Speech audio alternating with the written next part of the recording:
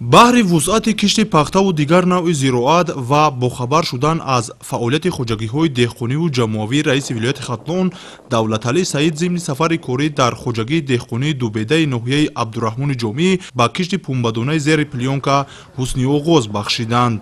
Иттилоъ дода шуд, ки майдони кишт дар ноҳия 13338 гектар буда, аз ин дар майдони 8100 гектараш пунбадона кишт карда мешавад.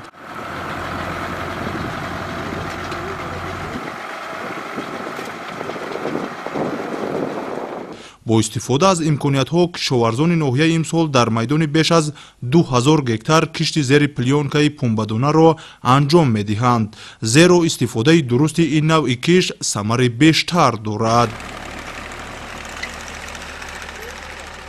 хоҷагии деҳқонии Дубеда дар мувозинати худ 32 гектар замин дорад. Имсол дар 20 гектар кишти пунбадона, аз ин 15 гектар зери плёнка гузаронида мешавад. хоҷагии мазкур дар ҷамоати деҳоти Вахшон буда саҳмдорон ба парвариши пахта, ғалла, пиёз, қулфинай ва дарахтони мевадиҳанда машғуланд. тибқи иттилоъ кишоварзони хоҷагӣ дар майдони 2 гектар боғ, 2 гектар ғалла, 20 сотиқ гармхона ва 1 гектар парвариши пиёзро ба роҳ мондаанд. дар гармхонаҳои ин хоҷагӣ аллакай қулфинай барвақтӣ пухта расидааст ва саҳмдорон имкон доранд дастранҷи хешро вориди бозорҳои дохилӣ намоянд.